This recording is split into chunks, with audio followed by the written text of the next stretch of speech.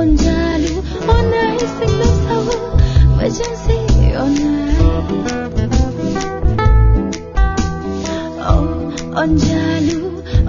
onjalu onai singlo sawu vajansi onai